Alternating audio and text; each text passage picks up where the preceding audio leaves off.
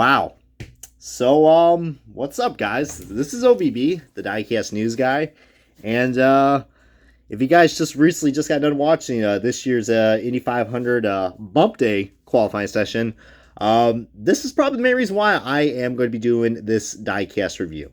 So this is on a card that I didn't even realize I picked up in my collection for like a few years now, but it's on the year 2020. But knowing how things are looking, it looks like 2023 looks like a worse year for this guy. And his name is Rahal. He is the driver that unfortunately will not be in this year's Indy 500 because he was just so slow. I mean, that's just the honest truth about it, man.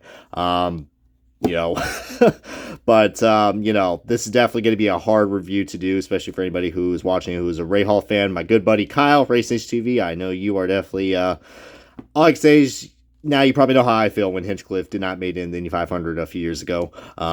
Yeah, so that's Bump Day, man. That's all I'm going to say. But here we guys go. We're going to start the diecast review of this Rahal 2020 Total Honda for Rahal Lanigan. But this is probably one good thing I will have to say. I love and absolutely adore the packaging on this because you got the driver's name right there. Really does remind me of like what these Hot Wheels diecasts that we had in the retail stores. Keep in mind, you got these at Target. So back in the day.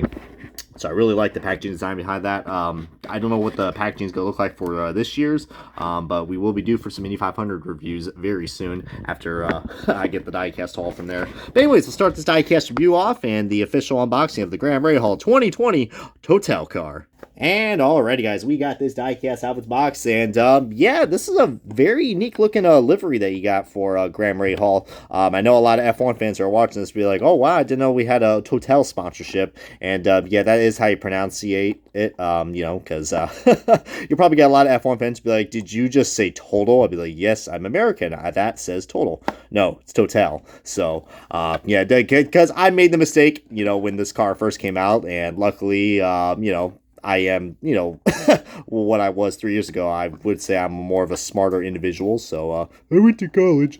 But getting back to this diecast, guys, this is a very unique looking livery, guys. As you guys know, I'm a big fan of these colors because they also are my channel colors, so black, red, and white. Very cool. Very interesting look to have the Total sponsorship literally curved where the side pod is, so definitely is interesting. They definitely filled up the space, I will say that. So this is before, space was an issue with Indy cars and also with stock cars. But yeah, I mean, this is a special livery that I think Rahal debuted at Pocono 2019. Don't know if it was the exact same paint scheme, but that is when oh, I said paint scheme, I meant livery. Oh god, I'm a NASCAR nerd. I said paint scheme in the INDYCAR review. This is going to be so awkward. Well, not as awkward as Rahal, who, just like his father in 1993, unfortunately, the Rahal curse kind of lives on. And, yeah, I mean, can we just say the elephant out of the room that these cars were slow? And is this a green light failure I see right here? We got a Firestone logo right here, but here we got ourselves a Firestone logo. A Firestone logo. So I don't know what happened to the N and E. Maybe they got bumped off just like Rahal's results at this year's Indy 500 qualifying session. That was absolutely just a monster of a freaking tear. I'm sorry. I'm sorry, guys. Real guys, I feel really bad for Rahal. I wouldn't say I wasn't really the biggest fan of him, but he's had some good moments, but can we just talk about what the fuck just happened to Rahal Lanigan? I mean, think about it. These guys were these are the guys that got freaking Buddy Rice as an Indy 500 champion. These are the guys that got Sato his second 500 win. Where did all that money go? When you win the Indy 500, that's huge for your team. So I don't understand what has been going on with these Rahal cars. I mean, they've been pretty off since the introduction of the aero screen and this whole IR18 car. Because before, man, Rahal, especially back with the Chevrolet and Honda aero kits that we had from 15 through 17. Those are some interesting 3 years. But Rahal was really good, guys, and probably could have been a championship contender for I would say throughout those 3 seasons, especially in 2015. That is when he broke out and just really just showed, okay, Rahal is here to stay to be an IndyCar series veteran.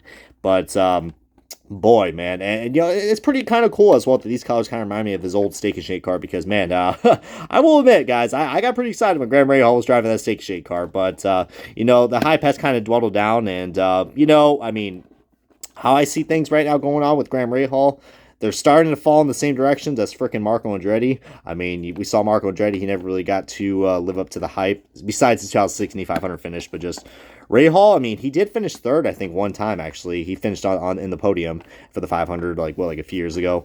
Still have yet to get that podium set, so. But, yeah, I mean, it's tough to see what happened with Graham Rahal because you have a certain someone. So Jack Harvey, as you see right here, I'm just showcasing you guys this diecast, even though this is a Takuma Sato / Christian Lugard car. But heck, this 30 car was slow, the 15 was slow, the 45 was slow, even Catherine Legg was slow. So showing you guys a random side-by-side comparison. But this is how close, I guess, how close it was. It was literally just it was like by a nose, like, of a margin that Harvey just beat it out Graham Rahal for the bump day session. And this is the main reason why I have so much respect, and I have you guys want to know why I prefer the Indy 500 over the Daytona 500, especially since I go to those two races now. This is the reason why I love the urgency in qualifying. This is what the Daytona 500 needs to bring back, the urgency, and I love it, guys. There's so much stakes at the line, and unfortunately, it came down with Graham Rahal, and it's unfortunate, but history does relive itself at IMS. I mean, it happened with Bobby Rahal in 1993. 20 to 30 freaking years later, the same thing happened. So just really, really odd. But just, again, guys, I feel really bad for all the Rahal fans out there. I mean, because it was just been a terrible, terrible month for you guys in general.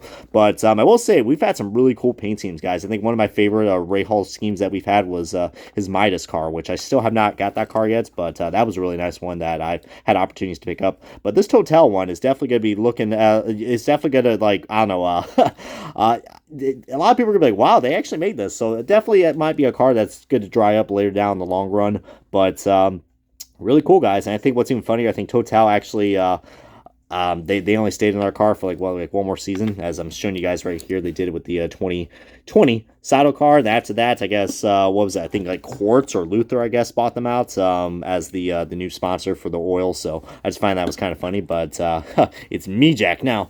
But yeah, tell me what you guys thought about Bump Day and what do you guys think about Graham Rahal. Is he an IndyCar bust or not? I mean, don't want to get Darren Gilliam any ideas yet. And plus, I think my Kyle's probably going to absolutely just wring my neck for saying that. But over that, though, man, I mean, you guys know me. I love to have a lot of fun in these reviews. And that's all I'm much I got to say about this, guys. So comment, like, subscribe. This has been OBB, the Diecast News Guy. Thank you guys so much for watching this Diecast review, this Indy-tastic Diecast review. Oh, God, the cringe. On Graham Rahal's 2020 Total car for the NTT IndyCar Series. Comment, like, subscribe. This has been OBB. I'll see you guys next time on another Diecast review. And Bump Day, y'all.